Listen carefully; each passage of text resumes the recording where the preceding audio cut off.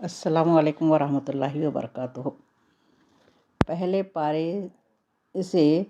دوسرے پارے کے ربع تک یعنی سورہ فاتحہ سے سورہ بقرہ کی 176 آیات تک کی مختصر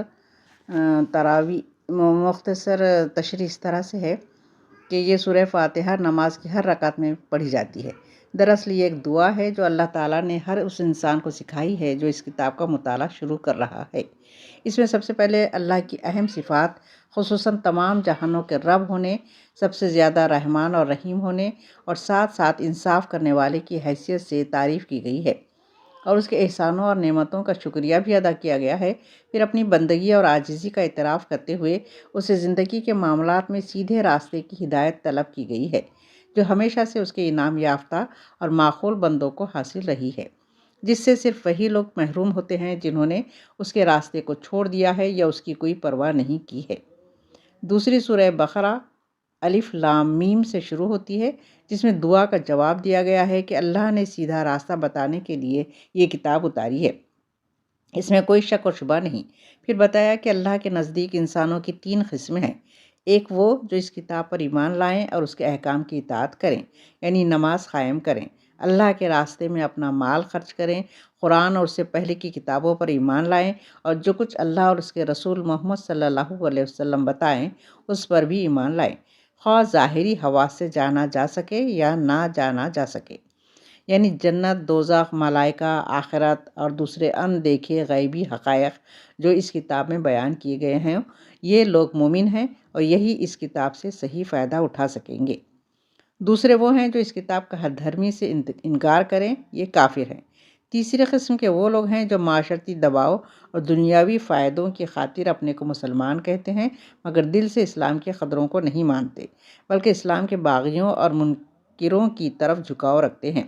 اس طرح اسلام کی راہ میں رکاوٹوں اور حرام اور ناجائز باتوں سے پرہیز کی بنا پر پہنچنے والے ظاہری نقصانات سے ڈر کر شک اور شبے میں مبتلا ہیں۔ یہ دونوں گروہ اپنے کو دوہرے فائدے میں سمجھتے ہیں، حالانکہ سراسر نقصان میں ہیں۔ پھر تمام انسانوں کو مخاطب کر کے انہیں قرآن پاک پر ایمان لانے کی دعوت دی گئی اور کہا گیا کہ اپنے پیدا کرنے والے اور پرورش کرنے والے مالک اور آقا کی بندگی اختیار کرو۔ گمراہی کا سب سے بڑا سبب یہ بتایا کہ جو لوگ اللہ کے کیے ہوئے عہد کو توڑ دیتے ہیں اور جن رشتوں کو باندھنے کا حکم اللہ نے دیا ہے انہیں کاٹتے ہیں، اور وہ کام کرتے ہیں جن سے انسان نیکی کے بجائے برائی کی طرف چل پڑتے ہیں، ایسے ہی لوگ حقیقت میں فسادی ہیں اور ان کا ٹھکانہ جہنم ہے۔ اللہ ہم سب کو اس سے محفوظ رکھے۔ پھر دنیا میں انسان کی اصل حیثیت کو واضح کیا گیا کہ اللہ تعالیٰ نے اسے اپنے خلیفہ کی حیثیت سے پیدا کیا ہے اور اس کو دنیا کی ہر چیز کے بارے میں ضروری علم، سمجھ اور صلاحیت عطا کر کے تمام مخلوقات پر فضیلت بخشی ہے۔ اس فضیلت کو فرشتوں اور ان کے ذریعے دوسری مخلوقات نے تسلیم کیا، مگر شیطان نے تکبر اور گھمنڈ میں آ کر اس کی فضیلت اور اطاعت سے انکار کر دیا۔ اس سے اللہ کے یہاں سے دھتکارا گیا۔ پھر آدم و حوا کو جنت میں رکھنے کا ذکر ہے تاکہ معلوم ہو کہ اصل جگہ اولاد آدم کی وہی ہے، مگر شیطان کے فریب سے آگاہ کرنے کے لیے اللہ تعالیٰ نے آدم و حوا کو آزمائش کے لیے اس کام سے منع کیا۔ ایک کام سے منع کیا، مگر دونوں شیطان کے بہکانے پر اللہ کے حکم کو بھلا بیٹھے اور وہ کام کر ڈالا جس سے منع کیا گیا تھا۔ اللہ نے شیطان اور حضرت آدم و حوا تینوں کو دنیا میں بھیج دیا اور فرمایا کہ اللہ کی طرف سے بار بار اس کے رسول ہدایت لے کر آتے رہیں گے، جو اس ہدایت پر چلے وہی کامیاب ہو کر پھر اسی جگہ واپس آئے گا، اور جو انکار کرے گا وہ شیطان کے ساتھ جہنم کا ایندھن بنا دیا جائے گا۔ اس کے بعد اس وقت کے 2 بڑے مذہبی گروہوں کی طرف توجہ دلائی گئی، یہودی اور عیسائی، جنہیں قرآن سے پہلے توریت اور انجیل دی گئی تھی۔ انہوں نے شیطان کی پیروی میں دنیا کے عارضی فائدوں اور اپنی خواہشات نفس کو پورا کرنے کے لیے اللہ کی ہدایت میں کمی بیشی کر دی، کتابوں میں تبدیلی کر دی، اور محمد صلی اللہ علیہ وسلم کی رسالت اور قرآن کو اللہ کی کتاب ماننے سے انکار کرتے ہیں، اور کہتے ہیں کہ چونکہ محمد صلی اللہ علیہ وسلم نبی بنی اسرائیل میں پیدا ہوئے ہیں اس لیے ہم نہیں مانتے، بنی اسحاق میں پیدا ہوتے تو ضرور مان لیتے۔ اس طرح ان لوگوں نے اللہ کے دین کو بھی نسل کا پابند بنا دیا، اس لیے یہ اللہ کے غضب کے مستحق ہوئے۔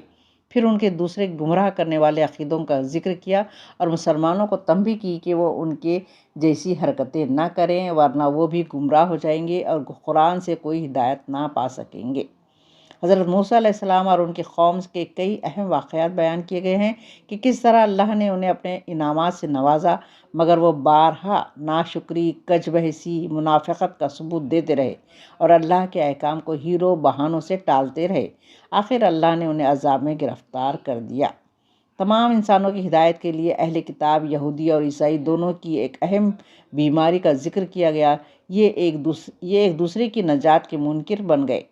یہودی کہتے ہیں عیسائیوں کی کوئی بنیاد نہیں، اور عیسائی کہتے ہیں یہودیوں کی کوئی بنیاد نہیں۔ اسی طرح مشرک بھی بے سوچے سمجھے یہی کہتے کہ ہم ہی حق پر ہیں اور ہمارے سوا سب باطل ہیں، حالانکہ نجات یافتہ اور جنت کا مستحق ہونے کے لیے اسماعیل علیہ السلام کی نسل میں ہونا یا یہودی یا عیسائی ہونا شرط نہیں، بلکہ شرط یہ ہے کہ آدمی ایک تو مسلم یعنی اللہ کا اطاعت گزار بنے، اور دوسرے محسن بنے یعنی نیت اور عمل دونوں میں خلوص اور احسان کی صفت اس میں پائی جائے۔ دین کو آبائی نسل سے وابستہ سمجھنے کی تردید کرتے ہوئے پورے زور سے فرمایا گیا کہ حضرت ابراہیم علیہ السلام اور اسماعیل علیہ السلام دونوں ہی اللہ کے پیغمبر تھے، اور حضرت ابراہیم علیہ السلام کو جو اعلیٰ مقام ملا تھا وہ نسل یا وراثت کی بنا پر نہیں ملا تھا، بلکہ اللہ نے مختلف امتحانوں میں ان کو ڈالا، اور جب وہ ان میں کامیاب اترے تو تمام انسانوں کی امامت اور پیشوائی کا منصب انعام کے طور پر عطا فرمایا، اور آئندہ کے لیے بھی یہی قاعدہ مقرر ہوا۔ یہ منصب وراثت میں نہیں بلکہ اس کے لائق ہونے کی شرط کے ساتھ ملے گا۔ اس موقع پر ان کے ہاتھوں کعبۃ اللہ کی تعمیر کا ذکر اور کیا گیا، اور بتایا کہ نبی کریم صلی اللہ علیہ وسلم ان کی اس موقع پر مانگی ہوئی دعا کا مظہر ہیں، اور قیامت تک کے انسانوں کی ہدایت، تعلیم اور تزکیے کے لیے بھیجے گئے ہیں، اور اسی لیے اب بیت المقدس کی قبلے کی حیثیت ختم کی جاتی ہے اور کعبۃ اللہ کو قبلہ قرار دیا جاتا ہے۔ اب یہاں سے دوسرا پارہ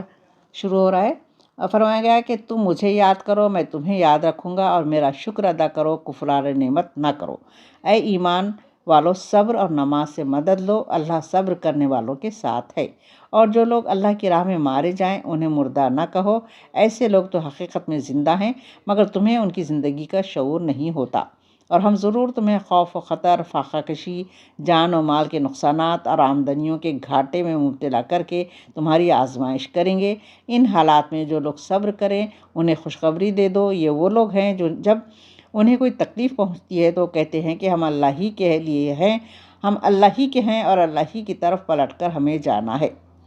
اور ان پر ان کے رب کی طرف سے بڑی عنایات ہوں گی، اسی کی رحمت ان پر سایہ کرے گی، اور ایسے ہی لوگ سیدھے راستے پر ہیں۔ اللہ تعالی ہم کو بھی سیدھے راستے پر لگاتے ہیں۔ صفا اور مروہ کے درمیان سعی کرنے میں کوئی حرج نہیں کہ یہ حج کے اصلی مناسک میں سے ہے۔ زمانے جاہلیت میں جو مشرکین کیا کرتے تھے، یعنی صفا پر اصاف اور مروے پر نائلہ کے استھان کا طواف، وہ مناسک حج میں تحریف کا نتیجہ تھا۔ جو برضا و رغبت کوئی بھلائی کا کام کرے گا اللہ اس کی قدر کرے گا، وہ ہر چیز سے باخبر ہے۔ بے شک جو لوگ ہماری نازل کی ہوئی روشن تعلیمات اور ہدایت کو چھپاتے ہیں، حالانکہ ہم انہیں سب انسانوں کی رہنمائی کے لیے اپنی کتاب میں بیان کر چکے ہیں، یقین جانو کہ اللہ ان پر لعنت کرتا ہے اور تمام لعنت کرنے والے بھی ان پر لعنت بھیجتے ہیں۔ البتہ جو اس روش سے باز آ جائیں اور اپنے طرز عمل کی اصلاح کر لیں اور جو کچھ چھپاتے تھے اسے بیان کرنے لگیں تو اللہ ان کو معاف کر دے گا، اور وہ بڑا درگزر کرنے والا اور رحم فرمانے والا ہے۔ بے شک اس کے بعد چوتھائی پارے کے ختم تک توحید کا مضمون بیان کیا گیا ہے، جو دین کی اصل بنیاد ہے، یعنی سوائے اللہ کے کوئی الوہیت اور اللہ کی صفات نہیں رکھتا، وہ واحد ساری قوتوں کا مالک، سارے خیر کا سرچشمہ ہے، اور پھر کائنات بنا کر کہیں کونے میں بیٹھ نہیں گیا بلکہ اس کا انتظام خود چلا رہا ہے، اور جس طرح ساری کائنات ایک منظم و مربوط نظام کی تابع ہے، اسی طرح انسانوں کی ہدایت کے لیے اس نے اپنے احکام کا ایک نظام بنا دیا ہے اور اسے اپنے رسولوں اور کتابوں کے ذریعے انسانوں تک بھیجا ہے، اور وہ ایک ہی ہے جو اللہ ہر زمانے کے لیے ایک کتاب، ایک رسول اور آدم کی اولاد تمام انسانوں کے لیے ایک ہی نظام فکر و عمل بھیجتا رہا ہے۔ اس توحید کے مکمل نظام کو، جس میں کھانے پینے سے لے کر صلح و جنگ، مقتولوں کے قصاص، مرنے کے بعد لوگوں کے ورثے کی تقسیم تک کے احکام دیے گئے ہیں، تسلیم کرو۔ اللہ نے یہ کتاب حق کے ساتھ اتاری ہے، اور جن لوگوں نے اس کتاب کے معاملے میں اختلاف کیا وہ مخالفت میں بہت دور نکل گئے۔ اللہ تعالی ہم کو اس پر عمل کرنے کی اور غور و فکر کرنے کی توفیق عطا فرمائے۔ آمین یا رب العالمین۔